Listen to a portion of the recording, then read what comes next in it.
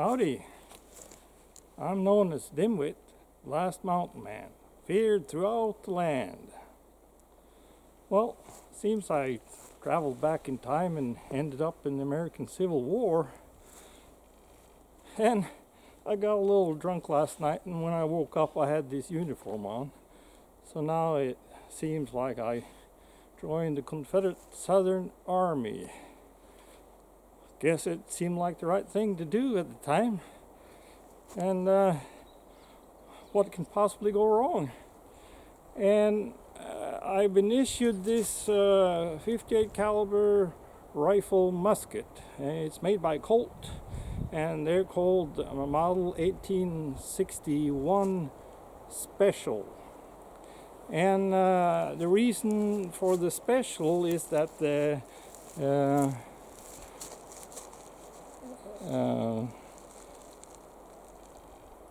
Army wanted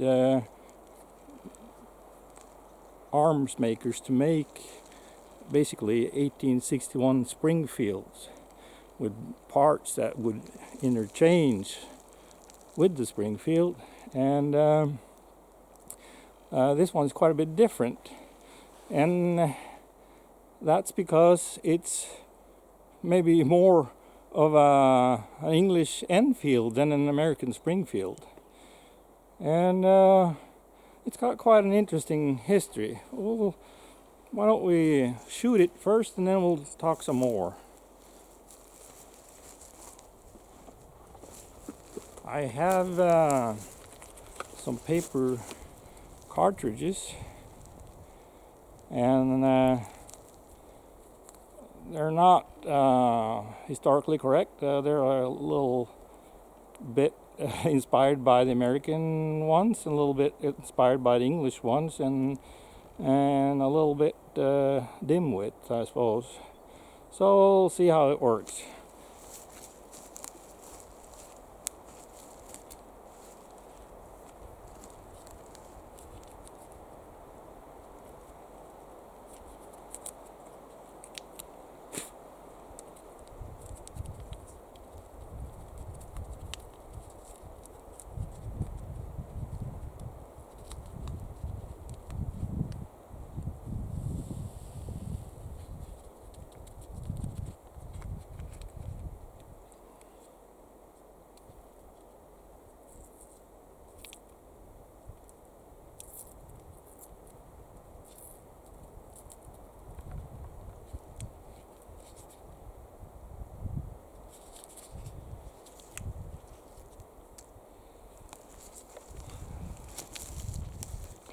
So there's the bullet on its way down, and I have lubricated them with some melted beeswax, and so it may be a little hard to get in. Oh, that's not too bad.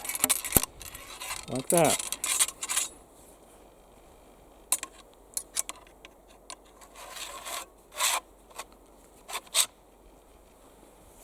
Okay.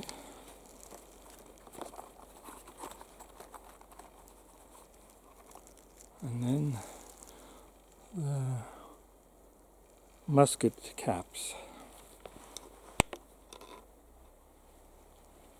Like so.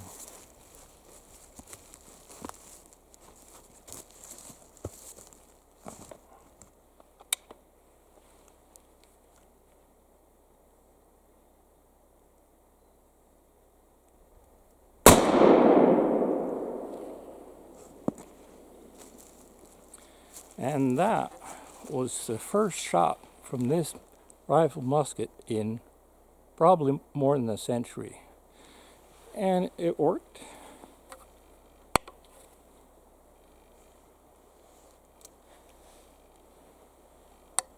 Let's try it again.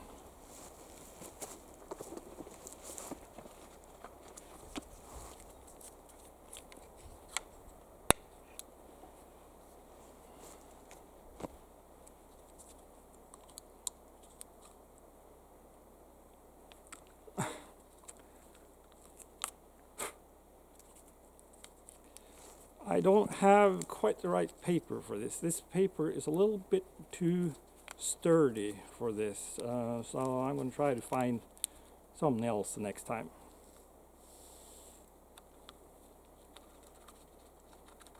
And I originally had the idea that I could just squeeze the bullet out of here from that beeswax, but it's stuck in there pretty good. Of course, I folded the paper around the end here, and next time I won't do that. I'll just let the paper end where the bullet ends, and dip it in molten beeswax, and that's going to be enough to keep it in there. And like I said, that's not the way that it was done back in the day, but works for me, maybe. We'll see. It's fun to experiment with these things. It seems like this gun is a little tighter in right at the muzzle than it is further down. So might have to do something about that. We'll see. Okay.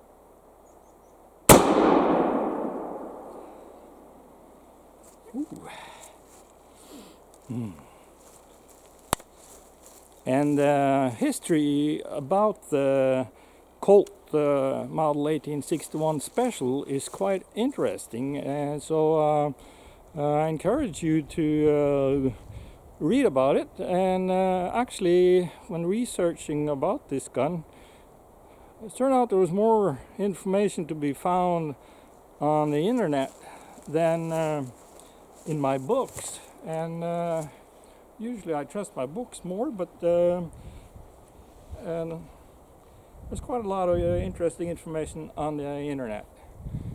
And Samuel Colt, he had been trying to get into the musket business earlier, because when the Enfield P53 or pattern 1853 came out, the Crimean War also broke out, and the English needed desperately more muskets, so they would pay just about anybody to make them. And Samuel Colt approached them and said, "We can make these muskets for about half price of what you're paying these other guys, and but you're gonna have to buy 1 million of them." And the English didn't really need 1 million of them, so it never panned out. But other American companies made the P53. The Robbins and Lawrence Company did, and later on they went bankrupt, and Samuel Colt ended up with a lot of their machinery. So, of course, Samuel Colt had a good reputation for being an arms maker, good quality, and he was approached by the North, of course, and they wanted him to make basically 1861 Springfields. And he had all these machinery set up for making Enfields, so he suggested that he could do this rifle musket that was kind of a mix of Enfield and Springfield, and they accepted that, and it turns out it was a real good gun. I'd say that the Enfield P53 is a better gun than the 1861 Springfield, and when the 1863 Springfield came out, it had a lot of the same features as this gun, and also that would be the same as the Enfield. And most notably, it's the whole bolster area is different. On the 1861 Springfield, you have a clean-out screw here, and the flame from the percussion cap has to kind of make a 90-degree left turn, and it builds up with fouling in here and creates problems. The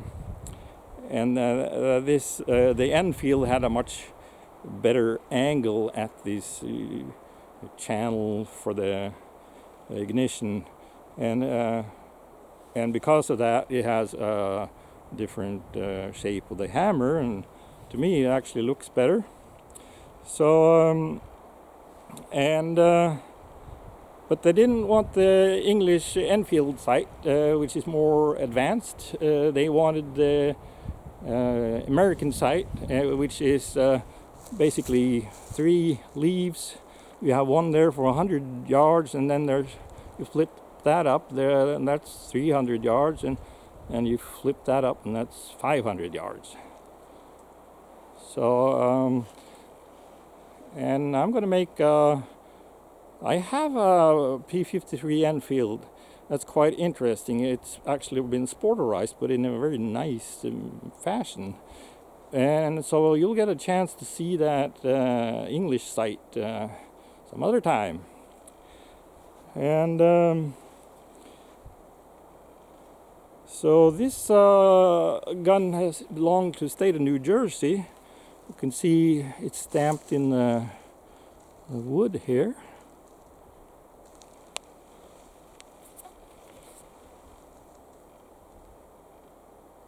And it says cast steel or sea steel. I can't really tell with these glasses on. And of course, you got some markings on the lock plate.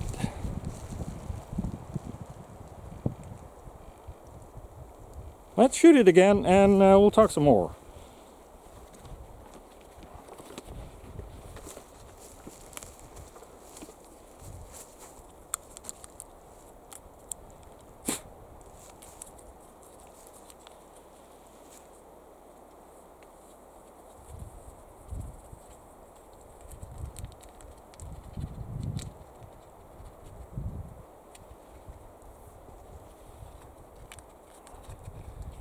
Oh, I wish I could just squeeze that bullet out. Oh, maybe next time, figure that out. No.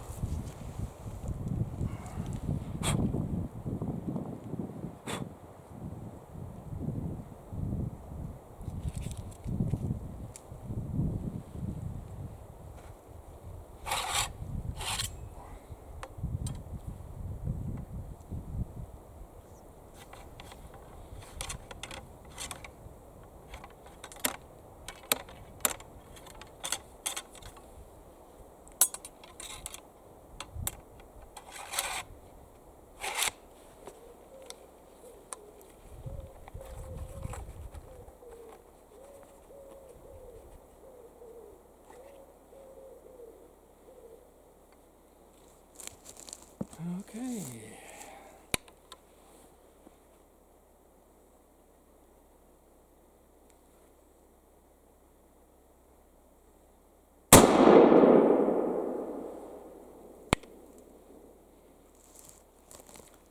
So we talked about the Crimean War, and I tried to kind of look into that because I didn't know too much about it, but it's quite a complex story. Basically, it's France and England and Sardinia and Turkey and the Ottoman Empire against Russia, and it was about Christians against Muslims, sort of. It was about Christian rights in the Ottoman Empire, which we know, and the Ottoman Empire is what we know as the Middle East today, and of course there's never been peace in that area, and there never will be, probably. And it was also about trading and rights to trade, and maybe a little bit of East and West conflict, and that's nothing new. And it was large conflict, and it was the first conflict with the rifle musket against regular muskets. And our ordinary musket has a smooth bore and shoots a round ball, and it doesn't have a rear sight because there's really no point in it because it's not that accurate. But when they made their rifle musket with these Minie bullets, they got more accuracy, so they put rear sight on them, and so the English would open fire on these Russians from a very long distance, and the Russian could just as well have been armed with sticks and stones, because their muskets didn't do them any good because they couldn't get close enough. And of course the rifle musket was the predominant shoulder arm of the American Civil War, and quite effective. And these Minie bullets, Minie balls, they're hollow at the rear end. I'll show you, and they expand when you fire them from the pressure of the burning powder gases, and so they grab that rifling and start rotating, and that's how come they get their accuracy. I'll show you.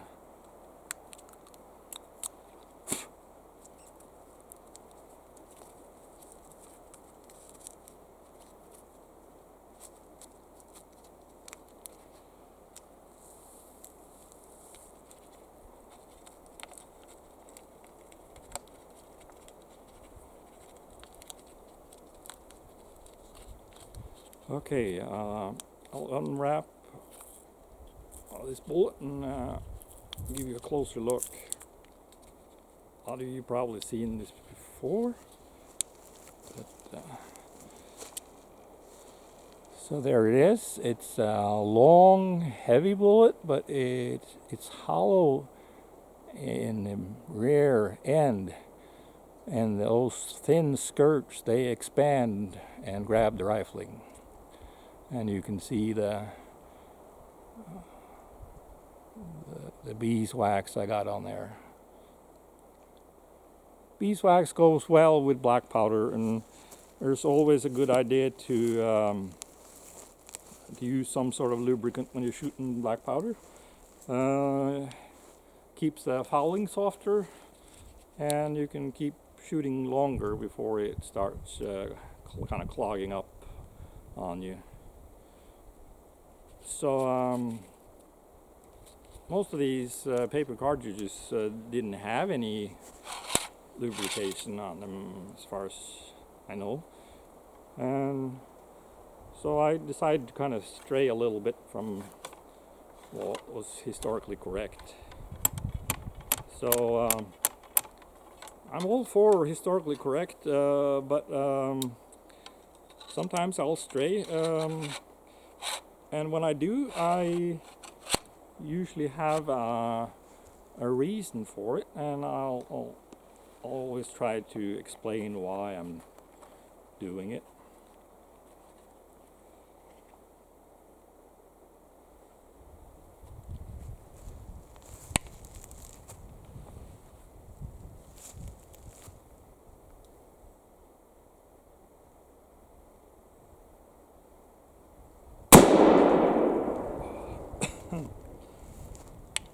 kind of flinched there.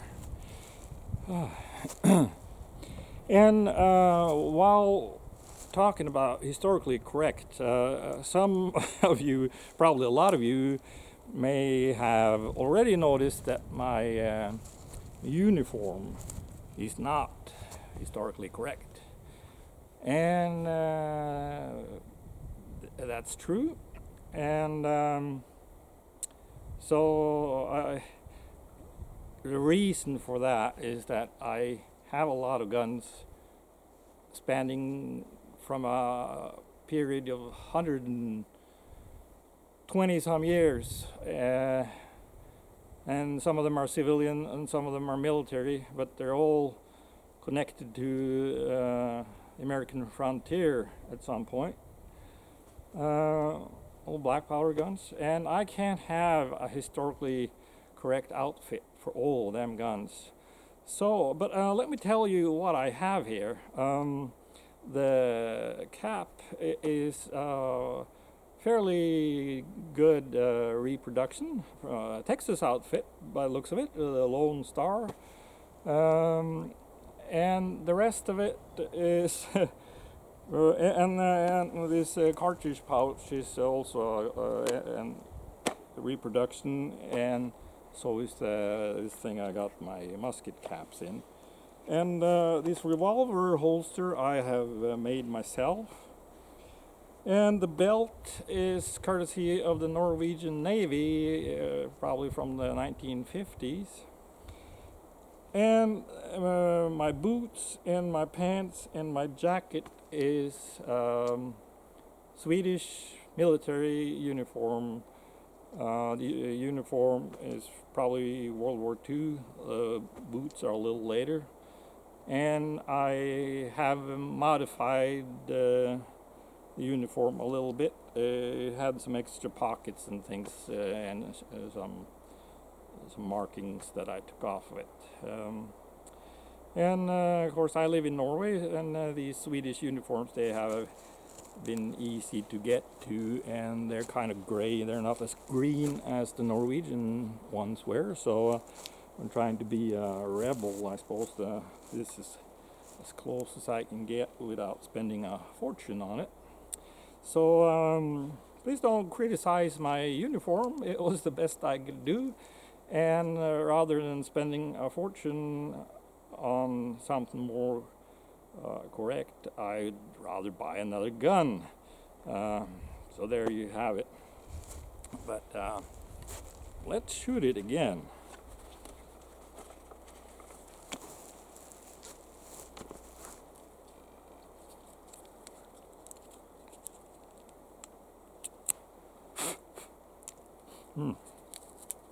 Sometimes it's difficult to do that in a manly fashion, tearing it off with your teeth and spitting it out.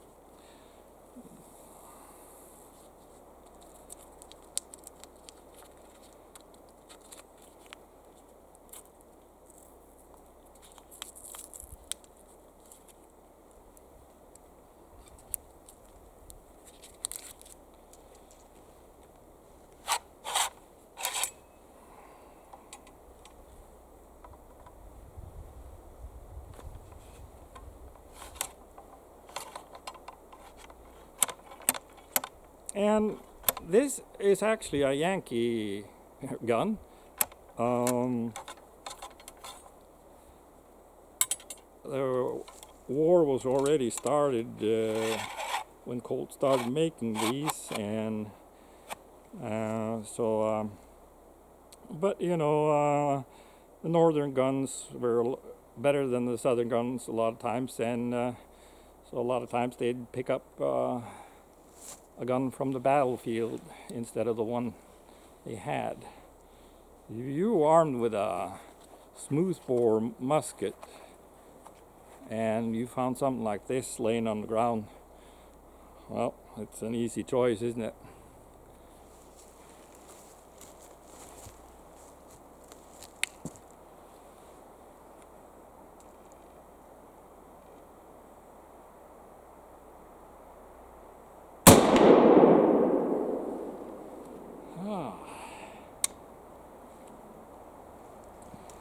And I have also been issued a revolver. I'll show it to you.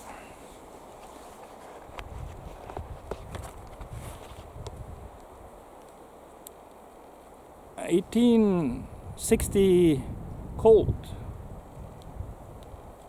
44 Army revolver. And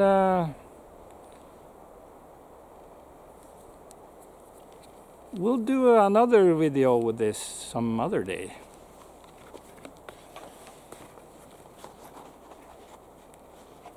Too much cleaning for one day. So we'll shoot one more time, and I'll try and think if there's anything I should have said that I haven't already said.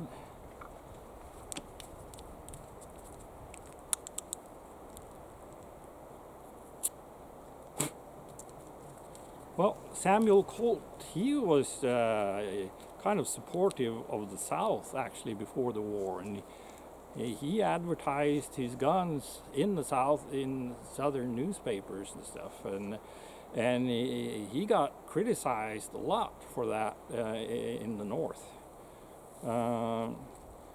But he was a shrewd businessman, and wherever there was money to be made, but when the war started, he remained faithful to the Union, or his company did, because Samuel Colt, I think, died in 1862, so he never lived to see the end of that war.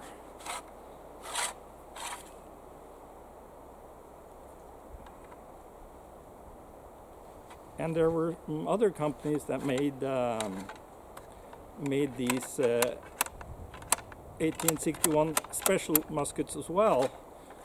I can't remember how many there were and what they were called right offhand, but and honestly don't know if they're identical to the Colt model or maybe a little different.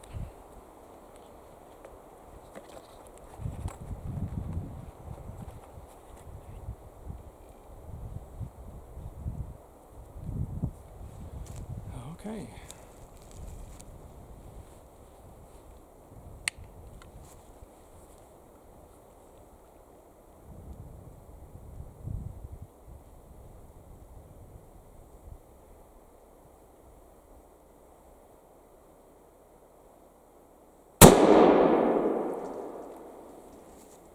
There you go. Colt rifle musket caliber 58, model 1861 Special. Good fun. See you later.